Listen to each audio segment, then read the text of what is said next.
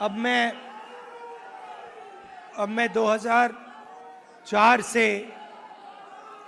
राजनीति कर रहा हूं और 21 साल हो गए। और जब मैं पीछे देखता हूं और एक प्रकार से अपनी सेल्फ एनालिसिस करता हूं,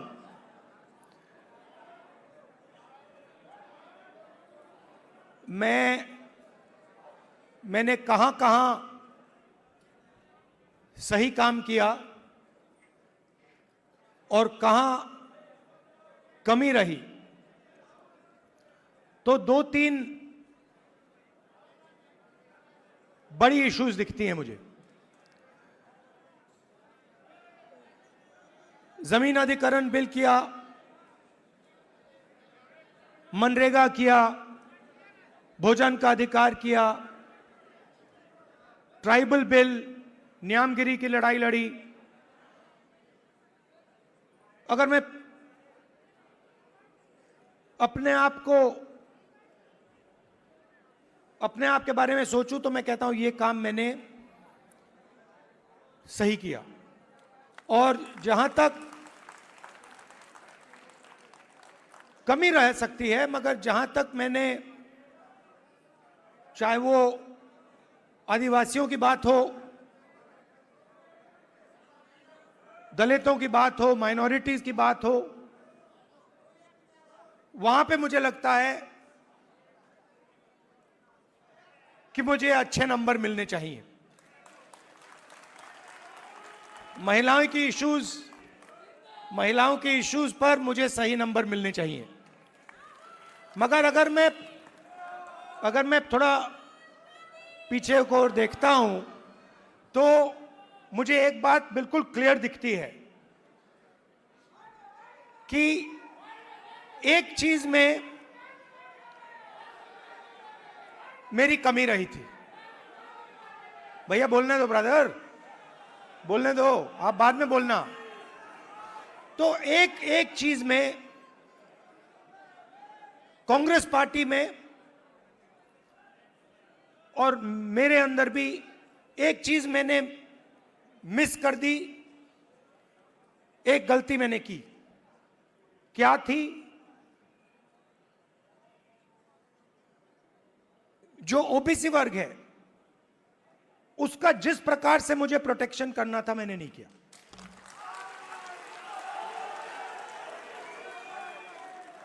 क्योंकि अगर, और इसका कारण था आपकी जो इश्यूज थी उस समय मुझे गहराई से नहीं समझ आई। मैं स्टेज से कह देता हूं कि 10 साल पहले, 15 साल पहले जो दलितों के सामने कठिनाइयां थी वो मुझे अच्छी तरह समझ आ गई। वो शायद वो ज्यादा आसान है समझना, वो क्लियर है। अनटचेबिलिटी, उनकी हिस्ट्री है, तो एकदम पता लग जाता है।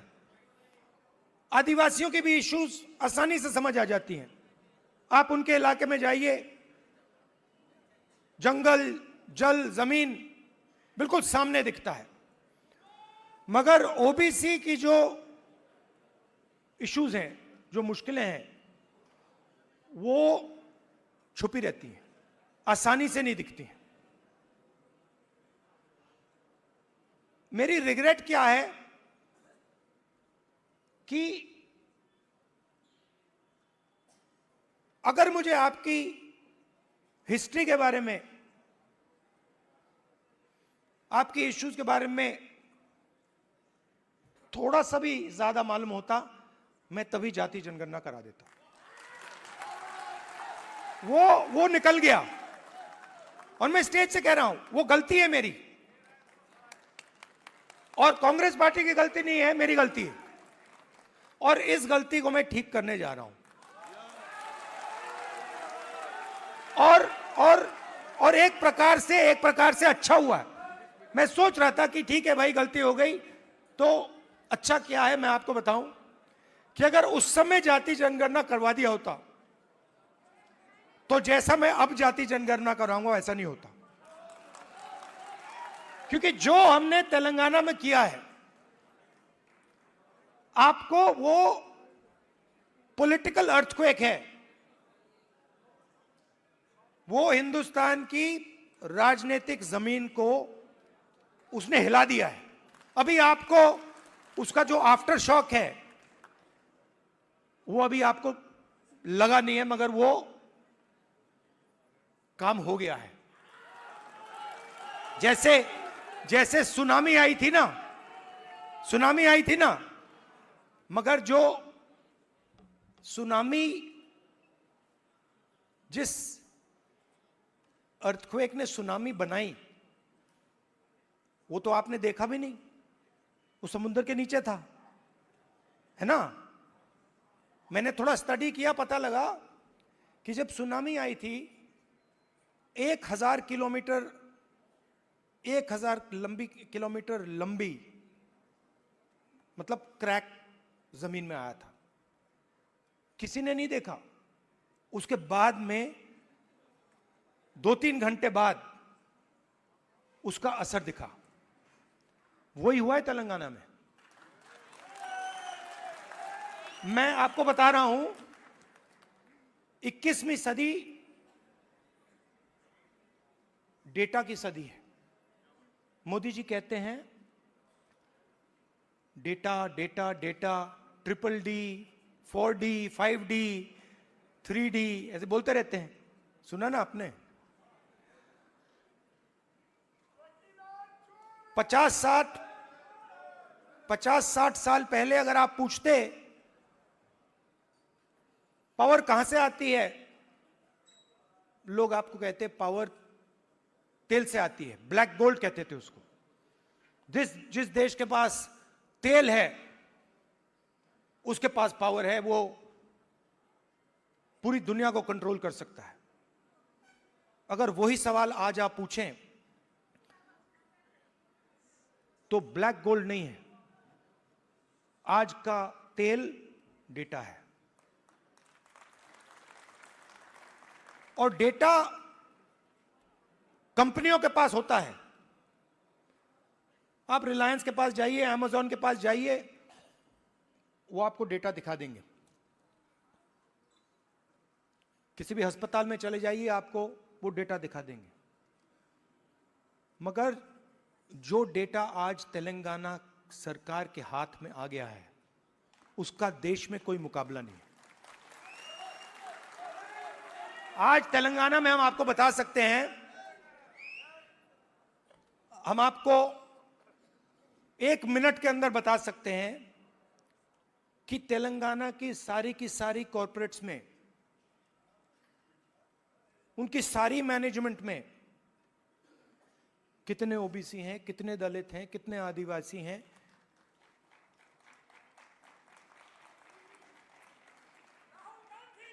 हम आपको बता सकते हैं, मैं आपको बता सकता हूं कि अगर आप तेलंगाना में कॉरपोरेट्स के अंदर यह सवाल पूछें, कितने ओबीसी हैं, मैनेजमेंट में कितने हैं, ओबीसी मालिक कितने हैं, दलित मालिक कितने हैं,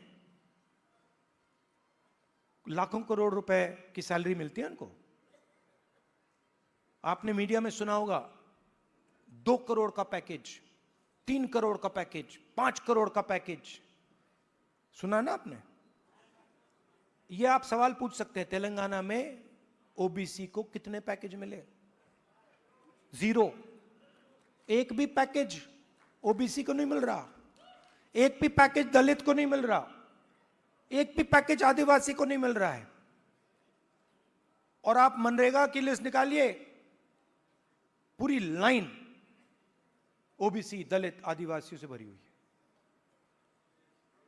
ये जो गिग वर्कर्स कहलाते हैं, डोमेस्टिक स्टाफ, गिग वर्कर्स, इनकी लिस्ट निकालिए। तेलंगाना में ब्लैक एंड व्हाइट है, इस देश में मजदूरी ओबीसी, दलित, आदिवासी करते हैं।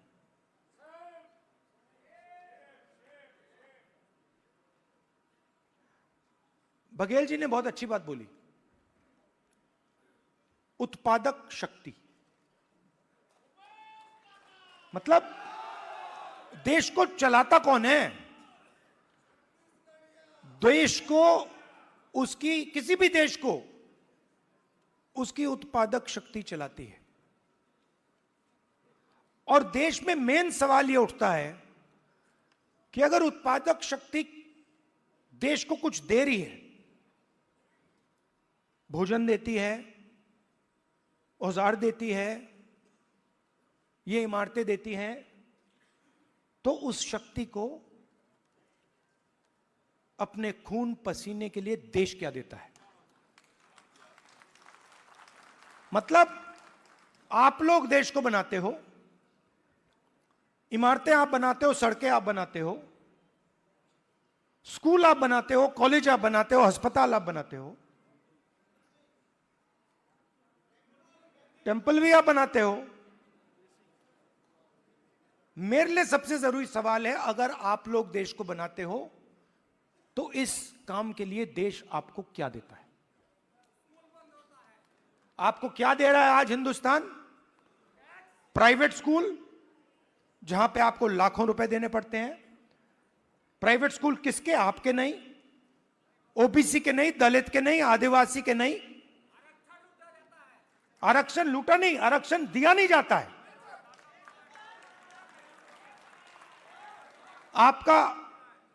आपके जो ऑफिसर्स हैं आइडियलिज्म के साथ अंदर आते हैं, भर्ती होती है, आइडियलिज्म से आते हैं और फिर आस्ते आस्ते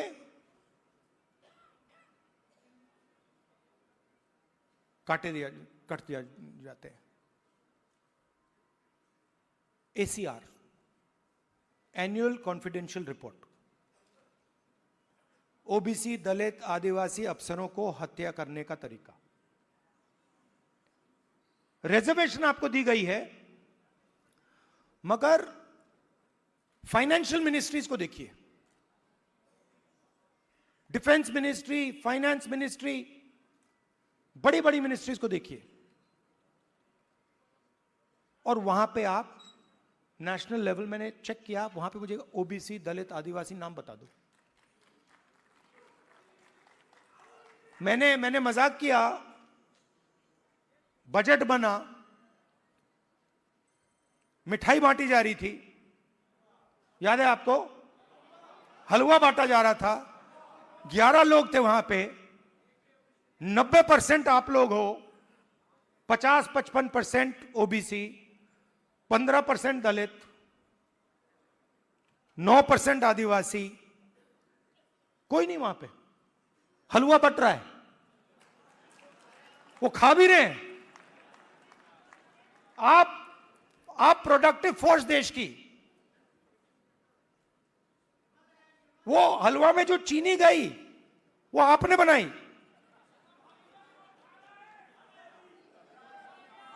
वो सब आप कर रहे हो, हलवा आप बना रहे हो और खा हो रहे हैं। तो अब मैं ये नहीं कह रहा हूं कि उनको हलवा नहीं खाना चाहिए, उनको भी खाना चाहिए, मगर भैया आपको भी थोड़ा मिलना चाहिए ना।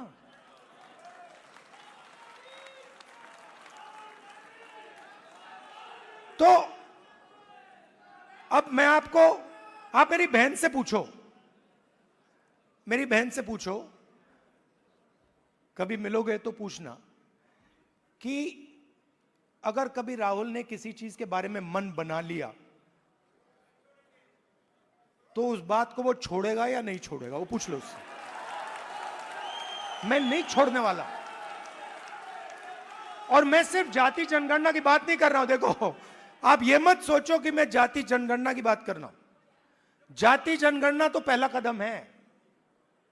मैं जो आप कि जो बघेल जी ने उत्पादक शक्ति की बात की, मेरा लक्ष्य है कि उस उत्पादक शक्ति को हिंदुस्तान में रिस्पेक्ट और हिस्सेदारी मिले।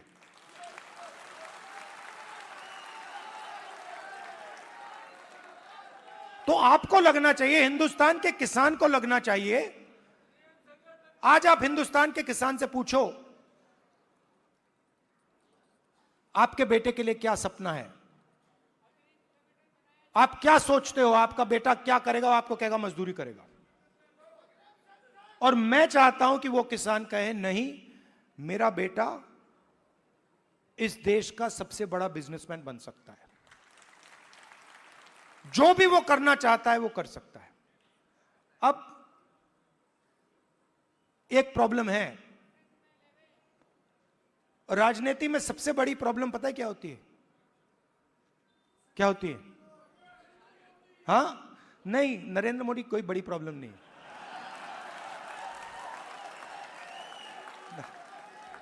वो नहीं, मैं आपको बता रहा हूं, ये आपने अपने सिर पे चढ़ा रखा है, कोई प्रॉब्लम नहीं। ये जो मीडिया वाले हैं इन्होंने बना रखा है, इसका गुब्बारा बनाया, कोई प्रॉब्लम नहीं।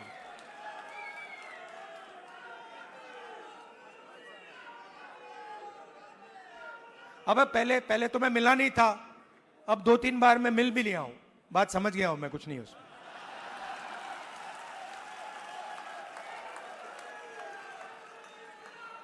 शो, पूरा शो है, दम नहीं है, बता रहा हूं। आप लोग मिले नहीं हो, मैं मिला हूं, बैठा हूं कमरे में।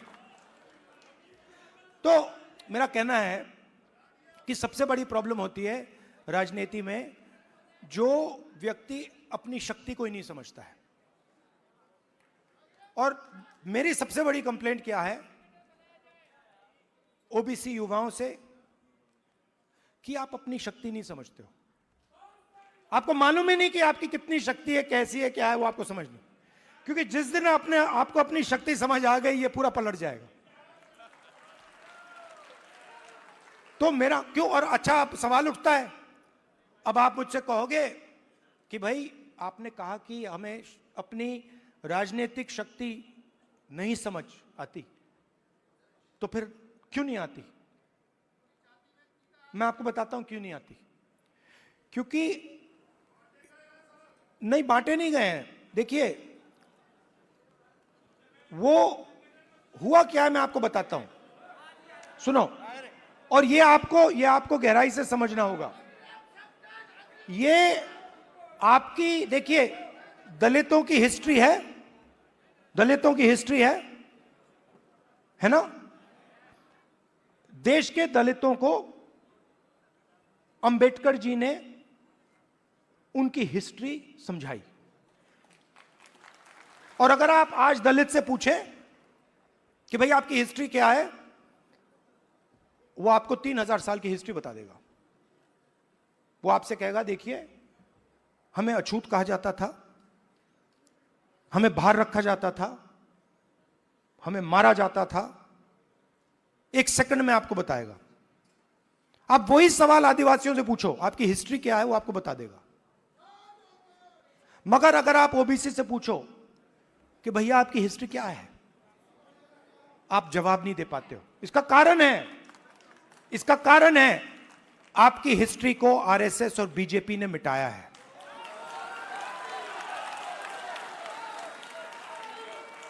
आपकी हिस्ट्री को, जो देश की उत्पादक शक्ति की हिस्ट्री है, उसको आरएसएस और बीजेपी ने मिलकर मिटाने का काम किया है।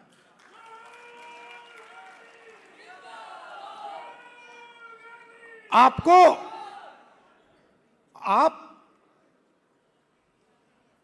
स्कूल पढ़े हो ना हिंदुस्तान में? स्कूल पढ़े ना? आप मुझे बताओ, आपने स्कूल में हिस्ट्री की तो किताब पढ़ी होगी, उसमें ओबीसी की हिस्ट्री कौन सी थी, कहां थी? उसमें कहीं लिखा था ओबीसी की हिस्ट्री के बारे में? कुछ लिखा था? मैंने तो नहीं पढ़ा। आज जब मैं बात को समझ रहा हूं तो मैं अपने आप से सवाल पूछता हूं, भैया जब मैं छोटा था तो इस देश के जो 55-60% लोग हैं उनकी हिस्ट्री की किताब में है ही क्यों नहीं? यह जानबूझ के मिटाया गया है, क्योंकि जिस दिन आप अपनी हिस्ट्री समझ जाओगे उस दिन आप समझ जाओगे कि आरएसएस आपका सबसे बड़ा दुश्मन है।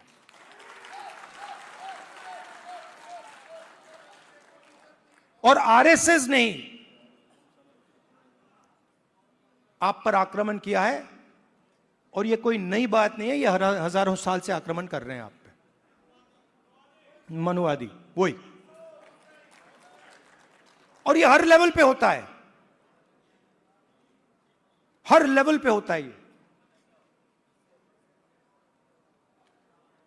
एजुकेशन में होता है,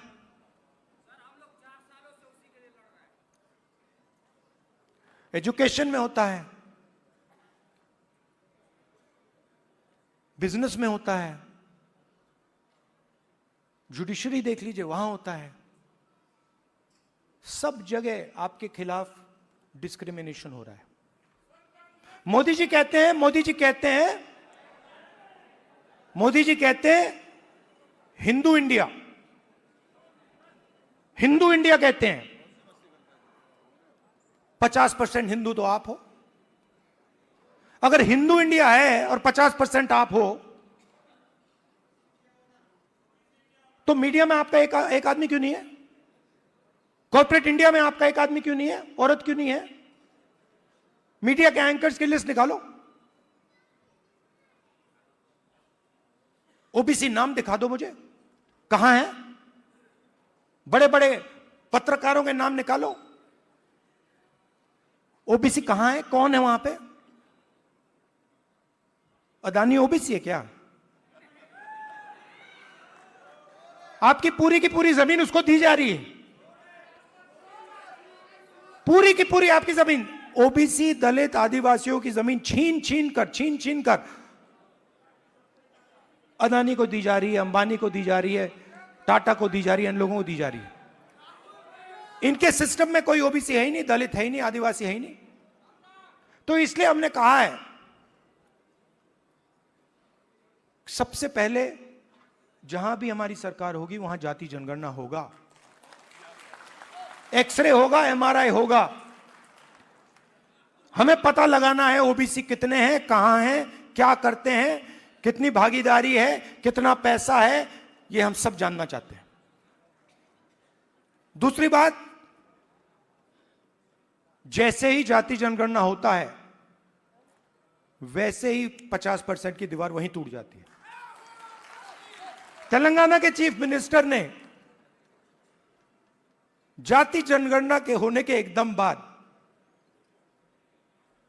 अपने आप 50% की दीवार तोड़ दी,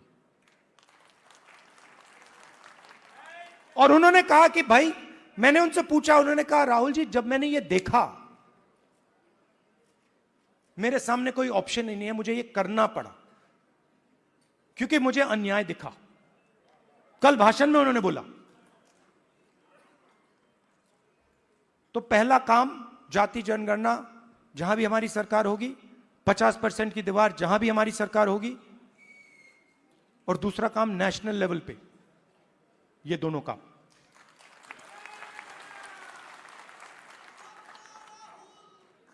प्राइवेट एजुकेशन में तेलंगाना में बड़ी इंटरेस्टिंग बात आई। तेलंगाना में यह पता लगा कि अगर किसी व्यक्ति के पास शिक्षा है तो वो तेजी से आगे बढ़ता है। Education is critical to progress. और तेलंगाना में दूसरी बात पता लगी कि अगर आपके पास शिक्षा है और अगर आपके पास अंग्रेजी भी है तो डबल बैरल प्रोग्रेस होती है। बीजेपी के नेता कहते हैं अंग्रेजी को हम हिंदुस्तान से मिटा देंगे। नहीं, मगर आप उनसे एक बात पूछिए, आप अंग्रेजी मिटाना चाहते हो, मगर आपके बच्चे कहां पढ़ते हैं? आपके बच्चे क्या हिंदी मीडियम में पढ़ते हैं या इंग्लिश मीडियम में पढ़ते हैं? आपके बच्चे क्या लंदन में पढ़ते हैं, अमेरिका में पढ़ते हैं, वहां क्या हिंदी में पढ़ते हैं वो? नहीं। तो रीजनल लैंग्वेज, रीजनल भाषा, हिंदी, तमिल, ये सब जरूरी हैं। बंगाली, पंजाबी, कन्नडा, ये सब जरूरी हैं, मगर उसके बिल्कुल साइड में अंग्रेजी भी जरूरी है। इसीलिए हमारा तीसरा मुद्दा, reservation in private education institutions, मतलब प्राइवेट एजुकेशन सिस्टम में दलितों को, आदिवासियों को, पिछड़ों को रिजर्वेशन। तो ये एक प्रकार से ओबीसी वर्ग के लिए एक पैकेज है। एक कमी रही है जिसको थोड़ा सा आज हमने डेंट मारा है। देखिए, ये जो कांग्रेस पार्टी है ना, ये आपकी भी पार्टी है, हमारी ही है, तो इसकी लगाम आपको पकड़नी पड़ेगी। हमारे सीनियर लीडर बैठे हैं, सिद्धरामैया जी बैठे हैं, चीफ मिनिस्टर हैं, बघेल जी हैं, गेहलोत जी हैं, पायलट जी हैं, नारायण स्वामी जी हैं। ये आइकॉन्स हैं आपके, ये आइकॉन्स हैं, मगर हमें ऐसे और आइकॉन्स चाहिए। इन 3-4 लोगों से नहीं होगा काम। हमें 40-50 ऐसे लोग चाहिए जो हम मतलब पूरे दम से ओबीसी विजन को आगे बढ़ाएं। और आखिरी बात, आप राहुल गांधी बोलते रहते हो, मगर राहुल गांधी, आपकी शक्ति के बिना राहुल गांधी कुछ नहीं है।